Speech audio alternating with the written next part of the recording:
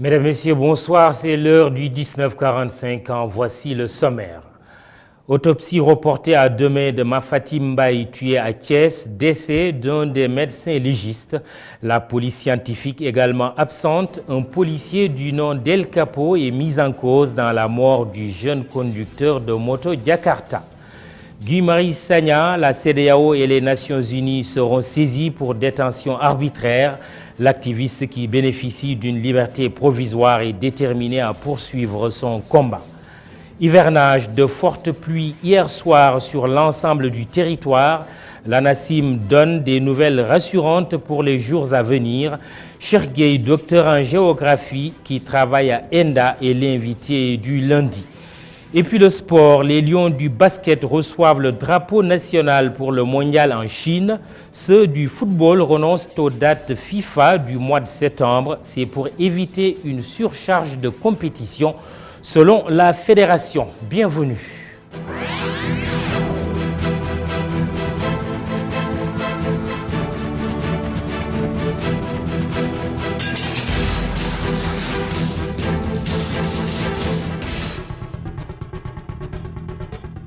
Tout d'abord, un lundi noir sur nos routes, grave accident sur l'axe Mbour-Kaolack ce matin. Bilan, 7 morts, toutes les victimes se trouvaient dans un véhicule 4x4 qui a heurté un bus. Le conducteur du véhicule particulier est dans un état jugé critique. Du côté de Ngekor, un apprenti chauffeur a été tué dimanche par un camion. L'autopsie du corps de Mafati Mbaye n'a pas pu se faire aujourd'hui. Elle a été reportée à demain, mardi, à cause du décès survenu dimanche d'un des légistes et de l'absence de la police scientifique. Mafatim, familièrement appelé Amar Mbaye, a été tué vendredi à Thiès. La victime, âgée de 37 ans, boulanger de son état et conducteur de moto Jakarta à ses heures perdues, aurait reçu une brique à la tête et le meurtrier serait un policier du nom de Maha Diop dit El Capo. Mafati Mbaye a succombé aux coups reçus et son corps a été exposé pendant des heures sur la route qui mène à Touba, au quartier Somme où s'est déroulé le drame. Sa famille réclame justice et demande le dessaisissement de la police de l'enquête. Il pleut enfin au Sénégal. La quasi-totalité du pays a été arrosée dans la nuit du dimanche au lundi. Une forte pluie qui soulage vu l'inquiétude suscitée par la longue pause pluviométrique. Certaines zones ont enregistré un pic de 150 mm. Les nouvelles en provenance de l'Agence nationale de l'aviation civile et de la météorologie sont rassurantes. D'autres pluies sont en effet annoncées. Youssouf Konté et Mafal Fall étaient dans les locaux de l'ANACIM. Reportage. Le ciel de Dakar est un ciel d'hivernage. De gros nuages qui ont donné une bonne précipitation la veille. À l'instar de la capitale, toutes les localités du pays ont été arrosées. En faisant les cumuls, on a atteint des valeurs de l'ordre de 100 mm, 80 mm à 100 mm sur la partie nord du pays, ce qui n'était pas tout à fait attendu depuis le début de la saison, vu que l'hivernage s'est installé tardivement et qu'il y avait un peu une rareté des pluies. Sur la partie centre également, nous avons eu beaucoup de pluie, notamment sur la partie centre-ouest, vers Kaffrine, Kaolack, où nous avons enregistré des quantités de l'ordre de 100 mm dans la majeure partie des localités. On a même un pic de 155 mm à Gandiaye. Les pluies qui sont enregistrées constituent un énorme soulagement pour les cultivateurs qui l'attendaient avec beaucoup d'impatience. D'ailleurs, dans le sud du pays, des quantités exceptionnelles ont été relevées. Sur la partie sud du pays, on avait également des quantités qui ont varié de 100 mm à 200 mm en termes de cumul. Donc, ce qui donne des quantités assez remarquables quand même depuis le début de la saison. Les pluies de ce week-end marquent véritablement l'installation effective de l'hivernage, ce qui est de nature à atténuer les inquiétudes nées de la rareté des pluies, même si dans la capitale, elles engendrent quelques désagréments. Pèlerinage au lieu saint de l'islam, le temps du retour. Les premiers oudjadj de la délégation générale au pèlerinage ont atterri ce matin à l'aéroport Blaise Diagne. Des pèlerins satisfaits de l'organisation, toutefois ils demandent que les conditions soient revues pour les personnes âgées. ITV était à l'accueil. C'est un reportage de Cheikh Hassan Fall. Barasso pour les images. Fatigués mais les yeux pleins de lueur et de joie, les premiers pèlerins ont atterri très tôt ce lundi. Des pèlerins qui se réjouissent de l'organisation. Pour dire vrai, le pèlerinage s'est bien déroulé, mais on ne peut pas faire un bon adieu sans des difficultés. Mais vraiment, l'organisation a été bonne.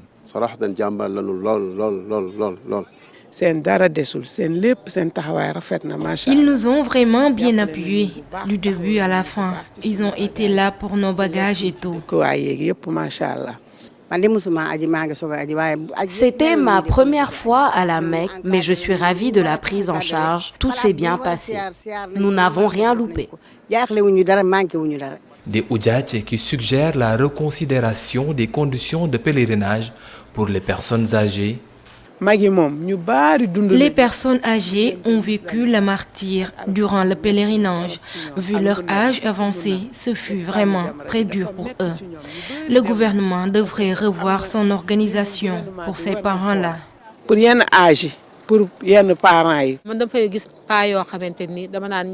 J'y ai vu des vieux qui ne pouvaient rien faire pour eux. Et c'est difficile. Il faudrait revoir comment faire pour que ces vieux-là puissent faire le Hajj accompagné. Nos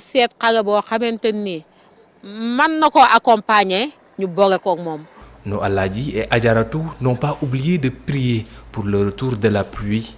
Durant tout le pèlerinage, nous avons prié. À chaque étape, nous nous arrêtions pour prier pour l'hivernage. Et nous pensons que Dieu a entendu nos prières. Nous n'avons pas oublié de prier pour le retour de la pluie. L'année dernière, il avait fallu beaucoup de prières pour avoir un bon hivernage. Et nous allons le faire de nouveau. Arrivés à 4 heures du matin à l'aéroport international Blaise Diagne, les pèlerins ont été accueillis par les autorités du pays, accompagnés de l'ambassadeur de l'Arabie Saoudite au Sénégal. Prière exaucée donc, nos pèlerins sont rentrés avec la pluie. Guy Marius Sagna garde son ardeur. L'activiste est déterminé à continuer le combat pour la démocratie au Sénégal, selon ses propres mots. Après la liberté provisoire obtenue la semaine dernière, il cherche désormais le non-lieu.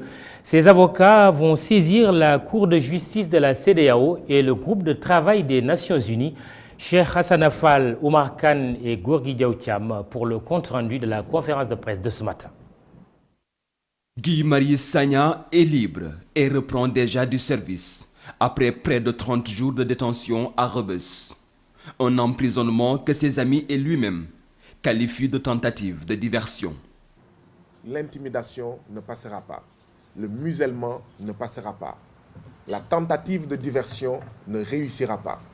Une tentative de diversion qui avait pour objectif de nous détourner de la lutte salutaire, patriotique pour la souveraineté du peuple sénégalais sur ses ressources en général et ses ressources naturelles en particulier, le pétrole, le gaz, le zircon, etc.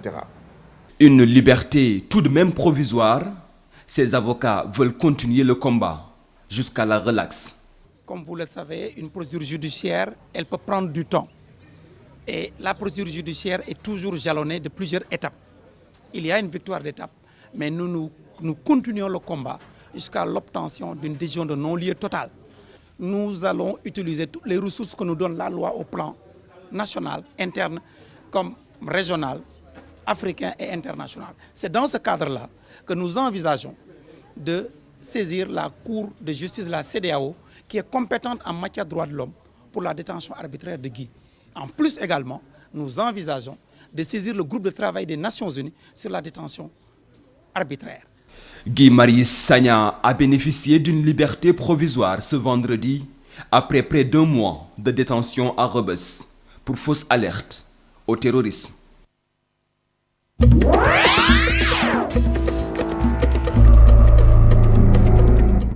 Dans cette actualité internationale, le Soudan, le procès d'Omar el-Béchir s'est ouvert ce lundi. En RDC, 3 personnes tuées par balle dans une manifestation. Nous irons aussi au Tchad, en Ouganda et à Hong Kong. Le récit de Chersal.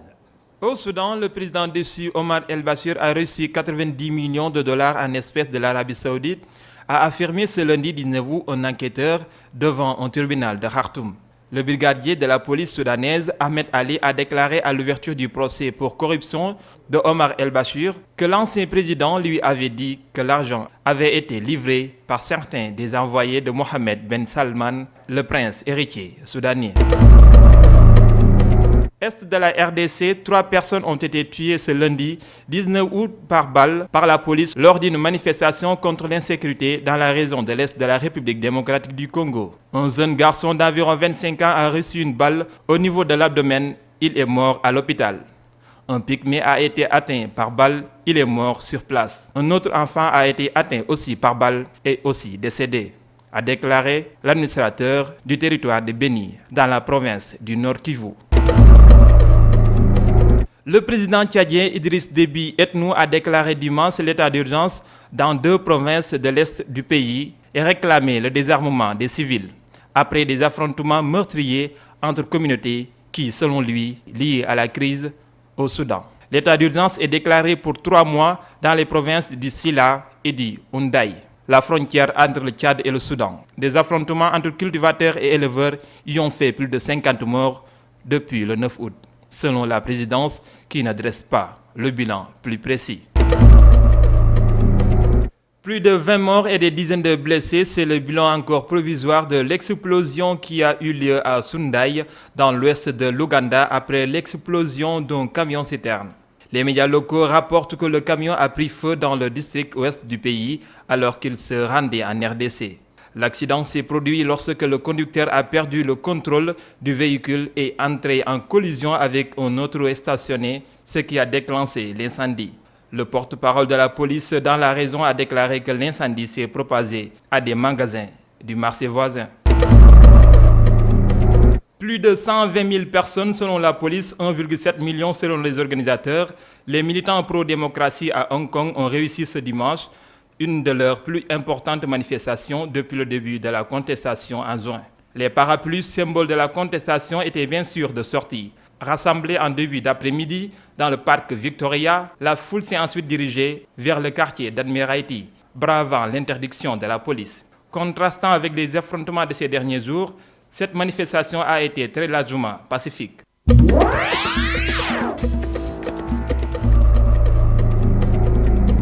Sport maintenant, après l'échec des Lions à l'Afro-Basket de Dakar, c'est au tour des Lions de faire cap sur le mondial chinois. Le drapeau national a été remis ce matin à l'équipe entraînée par Tafa Gaye. À cette occasion, le ministre des Sports a transmis aux Lions du basket le message de soutien du président de la République et du peuple sénégalais, Matar Ba, que nous écoutons. En recevant le drapeau symbole de notre souveraineté nationale ou internationale et en revêtant le maillot de l'équipe nationale, vous endossez la lourde responsabilité de défendre et d'honorer les couleurs nationales. Cependant, durant cette noble mission au service de la nation, soyez rassurés, chers Lions, que vous ne serez jamais seuls. En effet, ce message est aussi un message de soutien du président Macky Sall et du peuple sénégalais dans son ensemble pour vous pousser à réaliser des performances honorables pendant cette Coupe du monde de basketball. Faites preuve de solidarité, de bravoure, de combativité et d'abnégation et soyez mobilisés autour d'un seul objectif, celui de réaliser des performances honorables et de représenter dignement le Sénégal. Et puis la réaction de Gorgui Sy Dieng, le basketteur rend hommage aux Lions présents lors de la finale d'hier. Le pivot des Timberwolves de Minnesota aux États-Unis les encourage et renouvelle son engagement envers le Sénégal. Gorgui Sy Dieng a décidé de ne pas prendre part au mondial de basket en Chine. Propos. Gorgui Sy Dieng que nous écoutons, ce sera dans nos prochaines éditions alors. Le président de la Fédération sénégalaise de basket tire un bilan satisfaisant de cet afro-basket féminin. Les Lions ont certes perdu face au Nigeria, mais l'organisation était parfaite. Babacar Ndiaye est au micro de Seikou Seydi, Augustin Mandan. le plan organisationnel, il n'y a rien à dire. L'organisation a été parfaite, le public a répondu présent, donc il n'y a pas eu de complainte des délégations, tout s'est bien déroulé. Donc je remercie vraiment tous les membres du comité local d'organisation pour la qualité du travail accompli. Je pense que ça a été une belle cérémonie, ça a été un bon afro-basket dans toutes ses formes, même sur le plan sportif. On a perdu en finale, mais c'est la loi du sport. Les Lions se sont battus, ils ont perdu par 5 points contre une grande équipe du Nigeria, une grande puissance économique, politique de l'Afrique. Parce que si on se compare au Nigeria, dans tous les domaines, le Nigeria nous est, je dirais pas supérieur, mais arrive en premier en termes de population, en termes d'économie, tout ça. Donc, si on a réussi à nous battre contre le Nigeria dans ces conditions-là, je pense que les filles doivent être encouragées et Inch'Allah, je pense que la prochaine fois sera la bonne.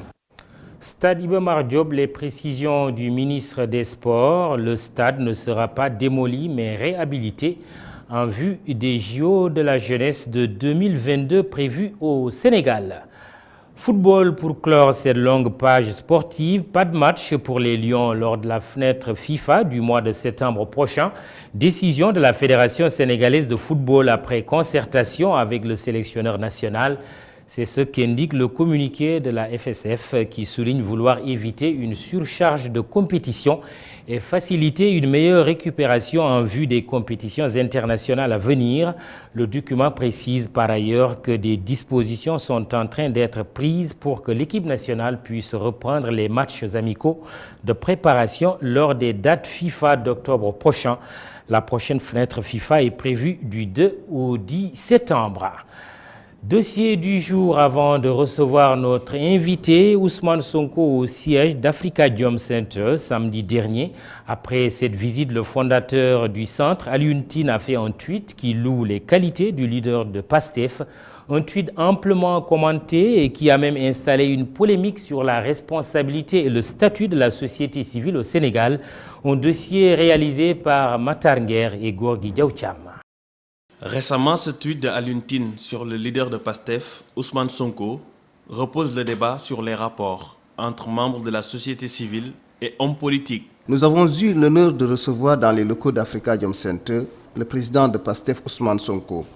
Nous avons eu une bonne discussion sur l'état du pays, sa démocratie, ses institutions, son administration et sur son parcours. Un leader qui a une vision polie et humble. Le fondateur d'Afrikajom Center dit ne pas comprendre cette polémique. Moi, je n'ai pas de sens interdit. Voyez. Donc, je n'ai pas de sens interdit. Et récemment, j'ai appelé Decroix. J'ai dit, mais Decroix, je veux te voir. J'ai appelé Mamadou Lamine Diallo, mais Mamadou Lamine Diallo, je veux te voir. Ils ne sont pas encore disponibles, mais je vais les recevoir tous. Et j'aimerais recevoir aussi les gens de, comment dirais-je, de Benno Bokk Yakaar, s'ils sont disponibles, certains leaders. Je suis dans ça. Je suis dans ça parce que je suis en train de préparer aussi le rapport annuel de Afrikajom Center. Donc, écouter les gens, s'imprégner de ce qu'ils sont, c'est une très bonne chose. Pour lui, la société civile doit communiquer avec tous les acteurs de la société. Quand j'ai dit effectivement qu'il avait une vision, parce que j'ai discuté avec lui pendant 2 heures de temps, de son programme, de ce qu'il veut faire, comment il veut le faire, de ses valeurs, etc. J'ai dit qu'il était poli parce que moi j'allais le voir parce que lui il est quand même beaucoup plus représentatif que moi, Alioune Tine. Candidat à la présidence, il me dit non, doyen, c'est comme ça que les gens m'appellent. Laisse-moi, je vais venir. Il est venu, il est resté pendant 2 heures de temps, on a discuté, voilà. Donc j'ai vu beaucoup de politesse auprès de lui, c'est la réalité, c'est pas... Si c'était autre chose, je l'aurais dit ou je l'aurais même pas dit. Mais c'était une discussion très cordiale. Parler avec tout le monde, mais avec neutralité. Nuance le secrétaire exécutif de Amnesty Sénégal. Moi, je n'aurais jamais tenu de tels propos. Je n'aurais jamais fait ce tweet et je n'aurais jamais tenu de tels propos. Parce que manifestement, c'est des propos qui tendent à tresser des lauriers, c'est des propos qui tendent à avoir un jugement sur la personne d'Ousmane Sonko. C'est vrai, comme je vous l'ai dit, Alioune Tine, il aurait été reçu par les gens de la paire et dirait exactement la même chose, manquer une vision. C'est sa nature qui est comme ça. Dans ce pays qui manque un peu d'intermédiaires, de médiateurs, on attend plutôt de lui donc qu'il soit équidistant de tout ça. Mais un jugement de valeur peut faire penser à l'autre camp qui est contre Ousmane Sonko. Peut-être que Alioune Tine a pris fait et cause pour Ousmane Sonko et c'est pas bon par rapport au rôle qu'on attend réellement d'Alioune Tine. Un rôle qui doit être vraiment à équidistance de ce qui se passe sur la scène politique. El Hadj Hamidou Kassé, ministre conseiller, sur Twitter, justement réagit à notre question. Je ne suis pas de la société civile. Je suis militant politique, membre de l'Alliance pour la République. M. Tine a donné son opinion que je me réserve le droit de commenter.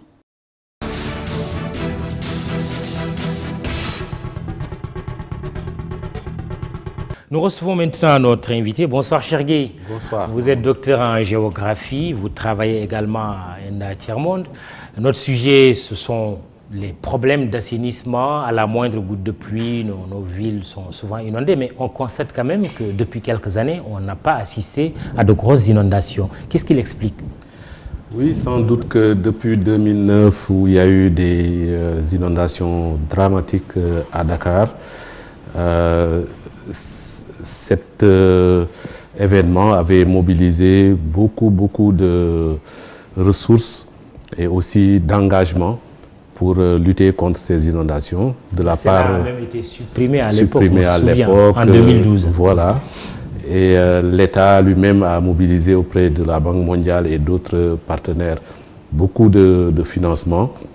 Il y a eu aussi beaucoup d'actions des ONG, des institutions internationales. Et cette action qui voulait se donner plusieurs temps, à court terme, moyen terme et aussi à long terme, commence certainement à produire ses résultats, puisque ça fait 10 ans que ce programme a commencé. Pour faire le bilan, effectivement, cette inondation-là avait touché 500 000 personnes rien qu'à Dakar et avait eu un impact très important à la fois d'un point de vue sanitaire, économique, social, environnemental. Et évidemment, aujourd'hui, on voit qu'avec les infrastructures et les investissements qui ont été réalisés, les inondations sont désormais beaucoup plus atténuées. Il y a évidemment le fait que depuis lors, les extrêmes climatiques que nous avons connus en 2009 avec des pluies presque décennales qui ne surviennent que tous les 100 ans, on avait eu ce genre de pluie et depuis lors on n'en a plus. On a même une sorte de translation de l'isoyette qui était le niveau de pluie de Dakar. Est-ce que c'est les investissements, le travail qui a été fait sur le terrain qui explique aujourd'hui ce répit ou c'est plutôt la rareté des pluies? Non, il y a eu un travail. Il y a eu un travail. Quand on regarde, quand on descend à une échelle plus basse, l'échelle des quartiers, on voit quand même qu'il y a une amélioration dans beaucoup de nos quartiers. Des quartiers parfois qui étaient paradoxaux, puisque certains quartiers étaient des quartiers de luxe, notamment les Almadies, qui connaissaient déjà à l'époque des gros problèmes d'inondation, des quartiers comme Ouest Foire, Nord Foire. Mais dans tous ces quartiers, il y a eu des améliorations très importantes. En matière d'assainissement? En matière d'assainissement eau pluviale. Maintenant, en matière d'assainissement plus global, au niveau des maisons, il y a encore beaucoup de choses à faire, même si quand même depuis quelques mois, on voit qu'il y a des efforts de l'ONAS notamment pour doter ces quartiers de systèmes d'assainissement. Mais là aussi, ce que ça s'articule avec les problèmes d'urbanisme en général, puisque même dans ces quartiers où l'ONAS essaie de faire des gros investissements, des gros efforts, on voit qu'il y a beaucoup de problèmes techniques, puisque les maisons... Le comportement aussi, on a entendu l'ONAS déplorer le comportement de certains citoyens. Voilà, il y a déjà le fait que les rues ne sont pas droites. Pour faire donc des systèmes d'assainissement, il faut parfois faire des contournements. Effectivement, les comportements des populations, l'incivisme, pose aussi beaucoup de problèmes et empêche l'efficacité maximale des investissements qui sont faits. Revenons un peu en arrière. Les résultats, comme vous le dites, se voient, sont tangibles, mais pour autant, est-ce qu'une évaluation exhaustive a été faite? Pour le moment, cette évaluation n'est pas faite sur l'impact réel de ces 10 ans d'investissement, mais je pense que c'est nécessaire, puisque nous avons besoin de savoir quel est le gap qui reste en termes d'investissement à faire, en termes d'efforts à faire, pour que, comme beaucoup d'entre nous l'espèrent, qu'après une pluie, même de 10 mm, qu'on ne patauge pas. Et jusqu'à présent, quand même, on le sent, à la fois dans les vieux quartiers comme dans les nouveaux, il faut un certain temps pour que le système fonctionne de manière maximale, pour que les flaques disparaissent. Et ça, c'est encore à améliorer. Oui, l'assainissement est souvent mis en cause. Est-ce que véritablement il y a un problème d'assainissement au Sénégal, plus particulièrement à Dakar, la capitale? Oui, il y a un problème d'assainissement, mais il s'inscrit dans un problème plus holistique. C'est-à-dire qu'il y a d'abord un problème de ligne directrice en termes d'urbanisme. Nous avons eu des plans à l'époque coloniale, et puis après juste l'indépendance, avec le plan Écochard notamment. Mais tous ces plans ont connu des déficits d'application dès qu'on sort du plateau de Point E, là où nous sommes, et de certains quartiers planifiés. Donc avec la SICAP, l'OHLM. Dès qu'on sort de ces quartiers, on entre dans des quartiers où la planification est très sommaire, où les investissements en termes d'assainissement avant la construction des maisons n'ont pas été faits. Et en ce moment-là, on retrouve des problèmes. On n'assainit pas avant de construire.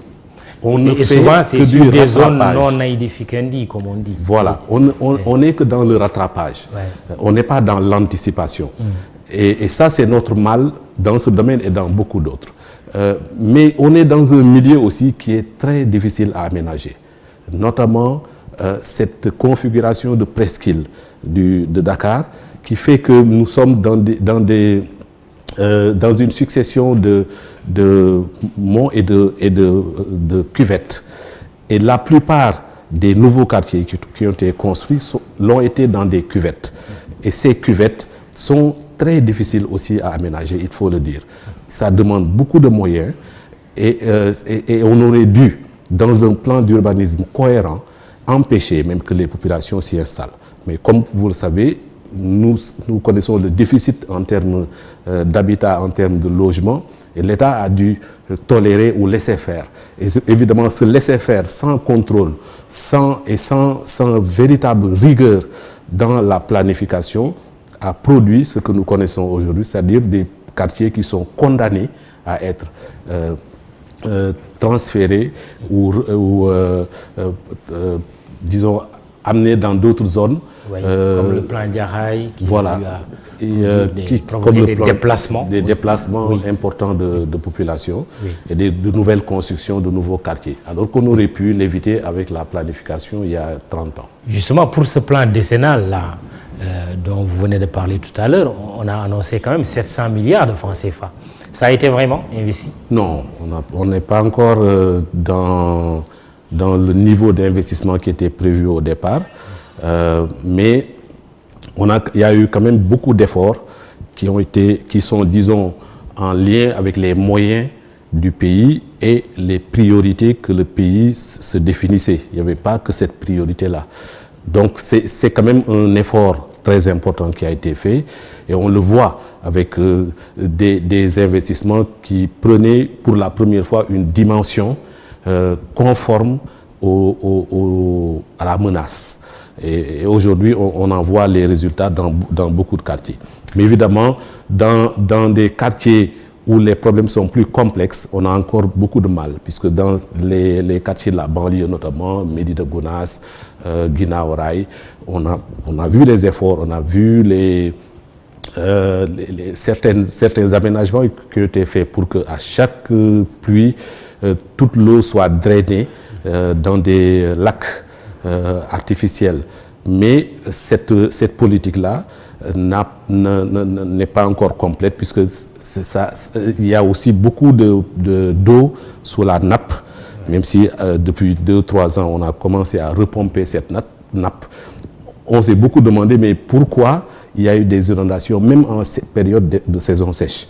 Et on ne l'a pas beaucoup dit, mais c'est parce qu'on a renoncé à un moment donné à pomper toute la nappe qui se trouvait dans la banlieue autour de Berthielane et Thiaroye. Et cette politique d'abandon du pompage de la nappe avait été le facteur des inondations, de remontée de la nappe. Et ça aussi, ça s'associait, ça s'articulait à l'eau de pluie et avait donné effectivement de grosses difficultés, même pour faire des aménagements. Et aujourd'hui, les choses s'améliorent. Et puis terminons, cher Guy, cet entretien avec ce rapport annuel 2017-2018 qui vient de sortir d'ailleurs, d'Enda Tiers-Monde, perspective d'émergence ou alternative durable. Qu'est-ce qu'on peut trouver dans ce document? On peut trouver des réponses sur ce questionnement qui concerne l'émergence. On parle beaucoup d'émergence au Sénégal, en Afrique et ailleurs. Et la question qui est souvent posée, mais c'est quel type d'émergence qui est recherché? Est-ce que c'est l'émergence du pays, de ses marchés, son ouverture au libre-échangisme et à l'hégémonie des grands pays, ou bien c'est vraiment une émergence des sociétés, des progrès faits par ces sociétés sur le propre principe entre un moment et un autre? C'est surtout ça qu'il faut mesurer. Votre réponse est évidente. Oui. Ma réponse est qu'effectivement, il faut apprendre à mesurer l'émergence véritable qui concerne les sociétés, leur progrès par rapport à leur éducation, à leur santé, à l'accès aux ressources économiques et aussi à la souveraineté. Où en est le Sénégal?